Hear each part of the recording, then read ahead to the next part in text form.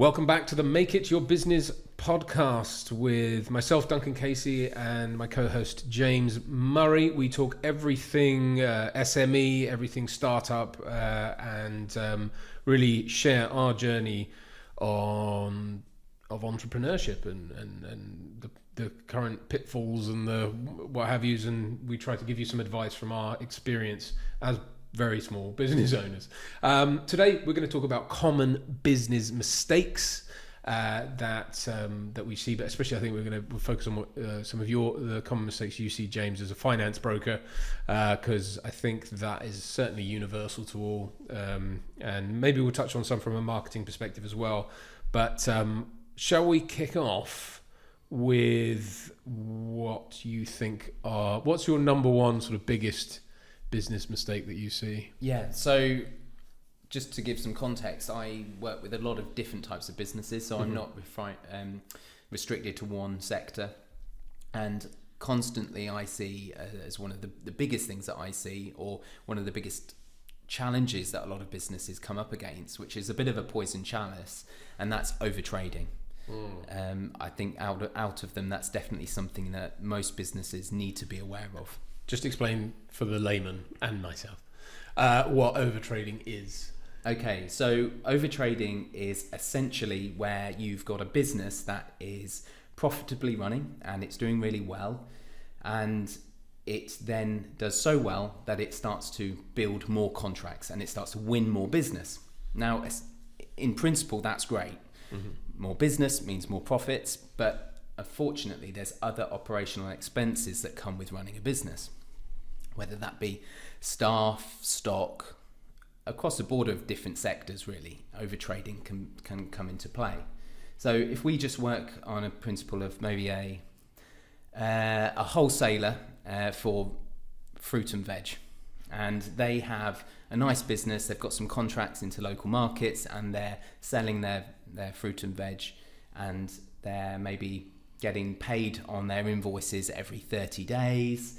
Money comes in, the operations are smooth, and their fruit and veg is so yummy that Tesco's come along, or other supermarkets are available, and they come in and say, we'd love to sell your fruit and veg at our supermarket, and we'd like to place a really big order. So essentially you think, wait, great, I'm going to take a lot more money here. But what some businesses don't understand is to produce that work is going to cost a lot more money. So you might need to hire more staff. You might need to buy more equipment. There might be other operational costs that are involved at the front end. On top of that, Tesco's may also say they're not going to pay you for 60, 90, 120 days. Yeah. So this also, the margins might be smaller, but that's another story. But ultimately what you're doing is you're bringing in this front end higher turnover, but neglecting the back end operations, which really need to come first. So overtrading essentially is where it's a bit like running a marathon at full speed while also juggling chainsaws, answering emails, and also offering next day delivery on a product you haven't even invented yet. Yeah. Does it fall into that kind of blue ocean, red ocean analogy a bit, in the sense of not necessarily competition, but obviously being in a red ocean when you're just not equipped to deal with it, operationally? I suppose it comes down also to thinking in terms of margins and,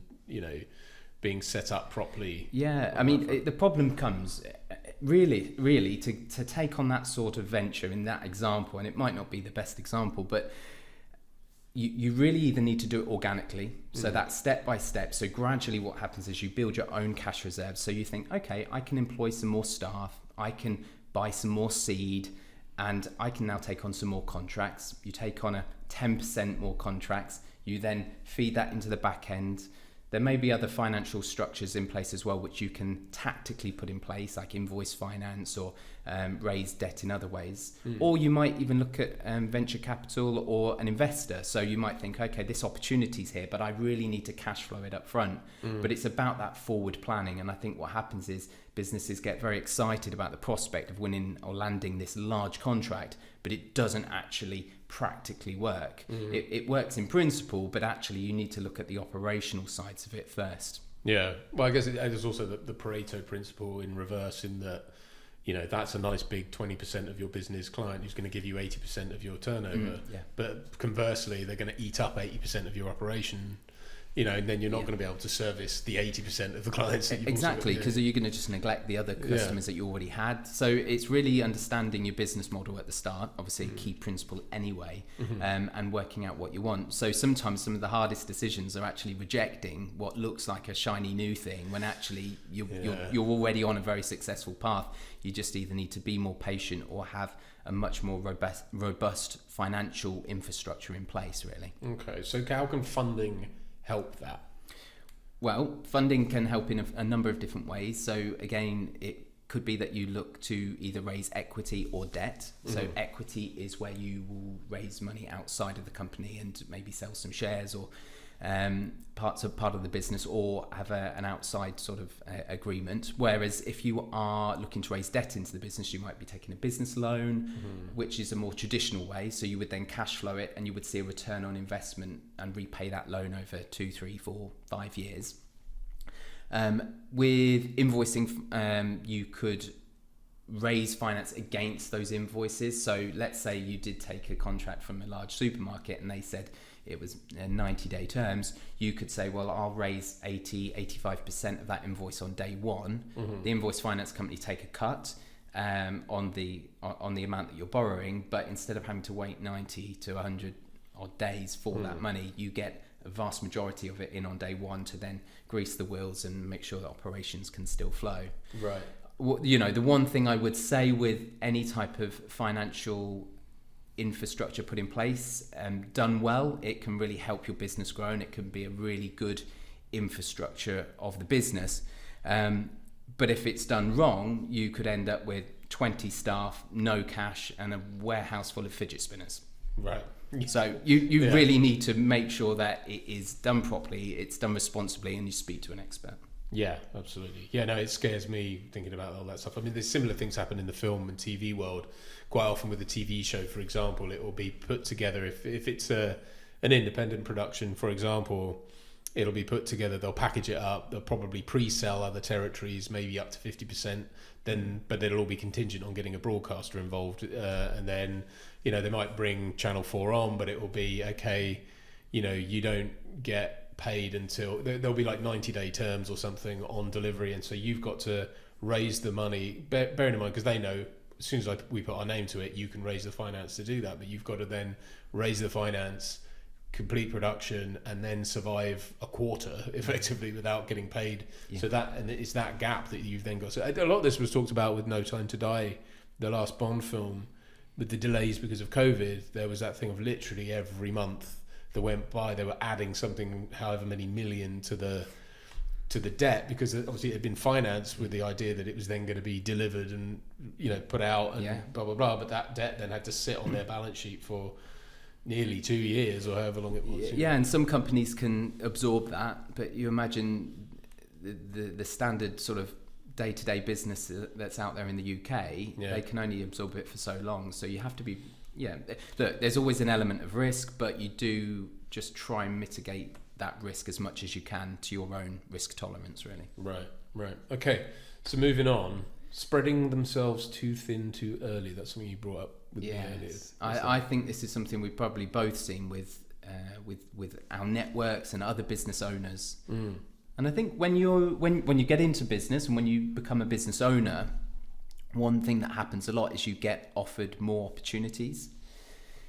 And the best thing you can do is say no a lot of the time, because some of them can look like quite attractive propositions. And also, as you go down one project, other ideas materialize, or you meet other people and they might come to you with an idea or a proposition for a business idea. And it sounds very good on the face of it. But what I've seen a lot of businesses do, a lot of business owners, is they'll then spread themselves too thin. They will end up taking on too many projects, and then they don't focus on that core project that they really need to get going first.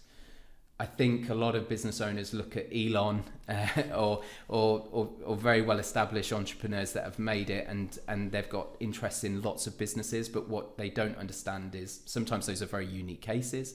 They often started with one business in the initial stage, which got them their initial investment and their initial funds. And then they've also got large teams that operate these. So they might be the ideas person and they're overseeing it, but then they've got management teams that are running each of those operations. When you're an owner of an SME or you're a solopreneur, you haven't got that infrastructure, you haven't necessarily got the resources or the budget or the time to be able to take on all of those projects. And my advice in those situations are concentrate on one thing first, get that to where it needs to be, and then come back for the other things later down the line. Yeah, I can see. I think that it's hard, isn't it? Because you kind of, there's a really great book that I recommend to anyone, whether you're in a startup or whether you're looking to set up what are they called, the like in-company companies or whatever. You know, they're kind of when there's a new project in a big firm. Sometimes that you effectively set up as a separate company. Anyway, called the Lean Startup, which is all about, you know, literally from day one, making sure you effectively act like a manager. You know, you need processes. You need, even though it seems ludicrous when you're just starting out on your own to begin with, but it's like you need to know operationally how you're going to go about things, because you can very quickly, like you say, like in my case, for example, you know, I could go out and shoot something, edit it, you know, direct it, put together all the graphics, do all that sort of stuff. But then you effectively become, it's like you're a full-time employee without the contract, you know. And it's like, well, at that point you can't grow, you can't scale. Your model's based on, you know, your time. It's not based on, you know, scalable products. Sometimes you have to do that at the start, because and then as you grow, you'll then leverage other people to do those positions and you create a different product. But I think really it comes down to when you've got one business, they're trying to be a Michelin star chef, a DJ, a yoga instructor, marketer. Yeah. It's technically ambitious, but practically it's a cry for help. Okay, yeah, fair enough. But I think ultimately when you're trying to go down this road of looking at these, I remember a phrase somebody used once. I'm sorry, I don't know who said it, picked it up from somebody else. I'm not claiming it as my own, but they said you've got to treat it like a rocket ship that you're trying to get to the moon. Mm-hmm. And if you tried to get 5 rocket ships to go to the moon, it would be very difficult. But just getting one, if you focused all your energy on that, get one there first, and then you've already got concept, you've already got everything else in place, and then you can come back and do the others. Yeah. And I think I think for me, one of the things I see just from my own perspective in the temptation is the synergy of other businesses that can help your business. So for example, if you've got a finance brokerage and I do my own marketing, then you think, well, hang on, could I go and start a marketing agency that then feeds into my business? And I like the principle of that. But again, I think it comes down to budget, resources, allocating those expertise. And there comes a certain point in business where that becomes sensible. But actually, as a smaller business, you are better off actually either doing it yourself or leveraging that to a contractor or getting that work outsourced. Yeah, I think it's not advisable to be a jack of all in this day and age. And actually, it's funny because I was doing some research for a client yesterday, looking at websites from competitors, and most of what I noticed about them was a lot of their strap lines and everything were based around competence. It was based around, we are the experts in da, and it's like, well, you're all saying it, and that's all about you. Yeah. That's not about what you're going to do for me and how much is it going to cost, and are you going to be effective. You know, the expert side of it's like, well, yeah, but anyone can say that. Yeah, you know, so just a cliche. And it's like you said as well, like people do get very easily distracted nowadays. They don't have the staying power in certain things, and it is about saying, look, what am I setting out to do here? What time limit am I going to give myself, and what KPIs am I going to assign that are going to let me know if I'm on the right track? Sure, that's going to shift over time as everything does, but you know, being clear with your vision. And I know people talk about that a lot, but it's like, what do I want to achieve and where do I want to achieve it by, and then working back in steps, and then saying, like, being able to measure, am I at that stage yet? Have I got through that? Okay, what do I need to do? Because I think it can very easily fray and come apart very quickly. You might get a setback, or you might have hit a road bump somewhere that makes you veer off course and start thinking, okay, no, you might probably in those cases you'll cleave to something that's you'll try and revert to something, and it's kind of like that, like you say, it's the 5 rockets thing. It's like you're never going to get. Odds are your business is going to fail. No offense, everyone. I know we all start with the intention that it won't, but odds are, like, just because sheer numbers, your business isn't going to be in the top in the S&P 500. I think 80% of new starts are gone in the first 3 years, or a stat very similar to that anyway. And I think if you expect that you can do something better than somebody else that's spending 100% of their time when you're only allocating 30% of your time and resources to it, it's already hard enough. So to actually expect you to be able to set 3 up at a time, I think sometimes I've seen people, they're trying to do sort of like a lot of coaching as well. When they start a business, and then they sort of then become a coach, and then they do, and I guess it's tempting because you've then all of a sudden got these expertise, and although there can be some really good reasons for going into doing that, you just need to be careful of where you're spending your time, because that could then take up a lot of your time that you're not then focusing on your core business. So I think it also comes down to timings, and as I said, with that rocket ship analogy that I've probably bastardized there really badly, it's to torture but it's but I do think it's just knowing when to go and do that. It's really good to go and then share your wisdom with someone, or to mentor somebody else, but to know when the right timing is. Is your business matured enough to get to the point where you can allocate those resources? And I think obviously everybody's going to be different, it's going to be nuanced, but I think if you do it if you do it bad, it's the equivalent of going speed dating, but nobody's getting a second date. I suppose we've got, like, to relate that to, so I think you're right, and it's we were having this discussion off air just before now, but it's kind of like my attitude has been, I package things up and I go, right, I need this person to deliver that, blah blah blah, blah. And I basically work it out, so as long as I've got the margin there that I know I need, then we're good. But I'm also up against the solo, the videographer or the whatever, who says they can do marketing or SEO or all that stuff. And I suppose for me, it's just about thinking about selling into the right market, more than necessarily changing the product.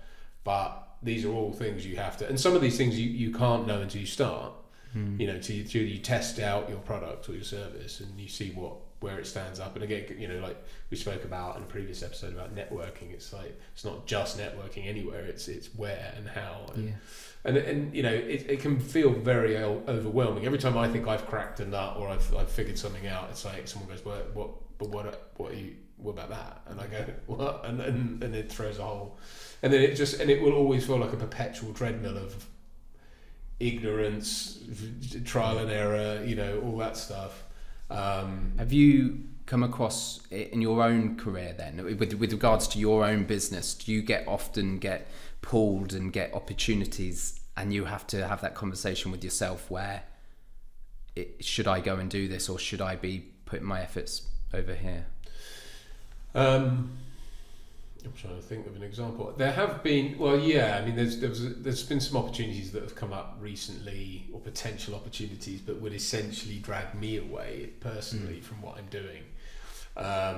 And in those cases, I've sort of had, it might be for a semi-prestigious client or something, but it's not, they've not been aligned with where I'm taking the company and what I'm doing. So it's been no. So yes, I suppose, yeah, there are and opportunities present themselves to do stuff that's deeply unprofitable all the time, but that's something else to be mindful of, because I know a lot of people, I see that a lot. I don't know if it's unique to creatives, I don't think so. I think I've seen it with other people, but people who just don't do the maths and don't go, hang on, there's a minimum here that I have to, this is just going to be, otherwise I'm going to lose money. And they'll go down some rabbit hole and they'll go off. And that's very easy to do, especially as a sole trader, as a solo, if you're delivering everything yourself, it's very easy to forget that you need to get paid and that your time's worth something. That's just made me think about something we were discussing before with doing some work for charity. Yeah. Because it's sort of, you're not necessarily going to get paid for that work, but it might showcase some of your work, and also it's a good thing to do. Of course, yeah. What's your thoughts on that? I think I get. Well, I suppose it's about intention, isn't it? It's like when you go into these things, you need to know what you would like out of it, and just be upfront about it. I mean, I'm literally about to message someone from a local charity now and sort of propose maybe shooting something for them, putting a little video together that they can then use for socials and stuff like that. And yeah, just to say, but like, could we do it at one of your networking events, or as long as you mention us, as your video provider, that's good publicity. Fine, everyone wins. So I would say yes, but just be calculated about it and know what you want to get out of it more than anything. Yeah, charity starts at home. It does. Yeah, but then I'd never leave the home if I. No, but you're right. Yeah, and I think you have to make sure you're doing it. You can sustain doing it. There's no point in throwing yourself on your proverbial sword just to say I've done charity work. Yeah, I do see some businesses that they start charity work comes at the very forefront. They're sort of they want to be philanthropic in those very early days, and it's a lovely intention, but you always think, well, come back to that one definitely but great intentions, keep those intentions, but get your business working, get it profitable, and then you can come back and reinvest some of those profits. And they're not mutually exclusive. I had a really great client and mentor, Dan Mangana, who I worked with for years. And he was a business coach, but he was a businessman as well. He's an entrepreneur. And I remember him saying to me, like, things like that. It's like, that should be part of your mission statement for your business. Like, I want to attract resources and abundance and wealth and that sort of stuff, so I can go and service charities and bring stuff. So, and in that regard, like, if you make it part of your mission, that's also going to help get you through. Because especially as Brits, we tend to be very much, I don't need, wanting to be wealthy is really, frowned upon in this country. God knows why, but it's a sort of, no, you should just earn this amount as long as you've got enough to live. All the rest is just greed and all the silliness. And it's kind of like, well, okay, to get over that psychological and cultural hurdle, then why not make it about doing it? Say, okay, so I can give back, so I can do more for more people, and that's a nice frame if you believe in it. I think it's insincere. It should be rich. No, it's all good. So okay, number 3 that you want to talk about: delayed invoices and aging debtor lists. Tell me about that. Yeah. This is one of those things. Obviously, it speaks for itself. If you want a B2C market, you're generally that business to customer. So you're selling maybe retail goods to the general public. Depending on if you take card payments and when they come in, but generally speaking, you'll get paid quite quickly for your services you're offering. In the B2B world, so business to business, you will provide an invoice to the other business when you're carrying out work. Yeah. Now, each business and industry is different, but one thing to really look out for is how long a time you put on when those invoices need to be paid. Yeah. Now, obviously, we have to expect there'll be a certain percentage of invoices that are late for multiple different reasons. So the first thing to do is to make sure that you have a good follow-up process with your invoicing. So whether that's chasing through, whether you've got somebody in your company that one of their duties is to follow up invoices. QuickBooks does it. Like, I've got my QuickBooks set up to just send a reminder. Yeah, absolutely. So I think having that infrastructure in place for a start is really good.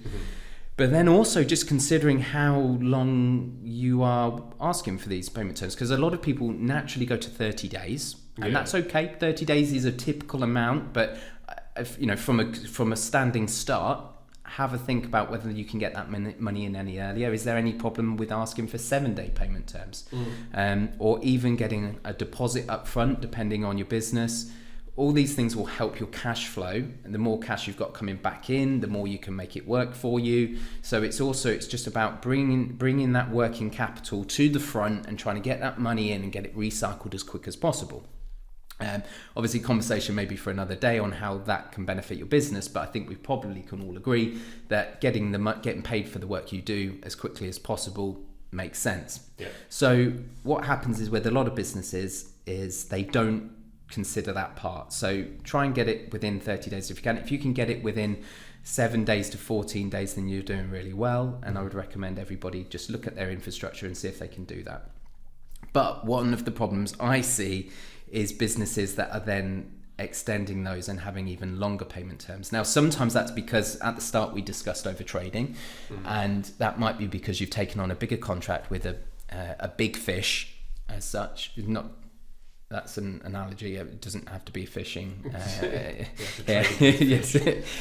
So you've taken on a big client, and to win that client, they will say, we've got 60-day payment terms. And you just have to be strategic at that point, whether you can then manage that client and the other contracts that you have. Are you diversified enough with the other contracts you've got that you've got enough cash flow coming in? So again, it's a bit like just working out whether it's worth doing, because they might be taking on 60 or 90-day payment terms, but actually that means you're not going to see that money for 2-3 months. And as I say, I've seen debtor lists up to 120 days and more. And I mean it's crazy really when you think about it, because that's money that you're owed that you've not been paid. I mean, you've got to think, how are you going to run your operations and how are you going to scale? So quite often, I'll see businesses and they'll have a lot of customers, they'll have a lot of work in, but they're not actually seeing that cash for many days, and that's just hampering their scalability. Yeah, I mean, I've been there, and certainly as sole traders and stuff, you can get messed around a lot by bigger companies, and it's usually it's the age of, I put my invoice in, the 30 days comes and goes, you ring up their accounts department, you go, come on, what's going on? They're going like, let me have a look. Well, you didn't put a T at the top of the or you didn't put a date in the right field, the usual pernickety nonsense that you're like going, well, you never asked me for that, did you? And you didn't follow up, so you're just going to all that's all right, I'll go out in the next payment run. And it's like, you have internet banking, don't be stupid. Like, you would never let your clients do this, but they'll inevitably do that. That's our policy. And it's like, and then then you've got to wait another month. We've all been there. It's also a tactic used by certain companies that will, sign big contracts with essentially sort of competitors and then not pay them. And well, that's the other thing you need to. The longer that payment hasn't been made, the more things that can go wrong. Yeah. So it can work both ways, and I've seen it happen both. First of all, the business that you did the work for could come into financial difficulty. Mm-hmm. So in that time, it might become harder for you to get the money in. No. But also in that time, you might have gone into financial difficulty. And the problem is in some of these industries, and I find this in construction a lot, is there's the I wouldn't say ancestral, but there's lots of word goes around quick. Yeah. So if they hear, the company that you've done the work for that owe you money hear that you're in financial difficulty and that you might go bust, they're also going to put you to the back of the queue on their payments. Right. Because if you do go bust, they might then not have to pay you. So obviously there's other legal implications, but that's what will effectively happen, which then just increases your chances of going bust. Right. So it really is, again, that's just another factor to put into play that can sort of help protect you. So just think, when that money's not paid to you officially until it's in your bank, you've not got the funds in, and then you're not operating. So it's really, really important. I just think a lot of businesses don't put enough attention to this. Yeah, no, 100%. And I've been there. I've seen it, as an actor, I've had that in the past, and even on big ad campaigns and stuff like that, getting that's another side to I don't know how relevant this is, but like with actors you get paid buyouts usually for commercials. I mean, you sort of get it with TV work as well, but it's slightly structured differently, and the buyout is basically to buy you out of your intellectual property for use over a certain period of time in certain territories, and it's calculated. It's what used to be royalties, but of course now it's kind of like, well, you may as well get that in one lump, because they know what the ad space they're gonna buy anyway. So fair enough. But I've had it before where so I had it reported back to me as a fan of mine in America wrote to me and said, I've just seen your ad on TV again. And I was like, right, they're outside of the contract now. So I had to get my agent on it. It took 6 months to get them to pay me the buyout again. But because they'd only bought me out for a year, but they just ran it and were like, well, hopefully no one will know he's in the UK. And I just got lucky that someone told me. But it took a lot to get that money out of them. And it's things like that I know that this is just potentially not relevant to what we're talking about, but these sort of practices go on by big companies all the time, and it's a tactic, like you say, and it's kind of like, yeah, it's underhanded, and you would like to think they wouldn't do it, but let's be honest, we don't have legal departments and people who can chase this kind of stuff up. So unless you're, on it, you could get taken advantage of. Well, one of the infrastructures, and I don't want to put this isn't a sell here, I'm just want to talk about it, but one of the infrastructures financially that businesses put into play is an invoice finance facility. And that comes in many different shapes and forms. So you can have essentially what invoice finance does, for those that don't know, is it's where you raise finance against your invoices. So if you've got we'll go back to the Tesco's fruit and veg analogy. Right.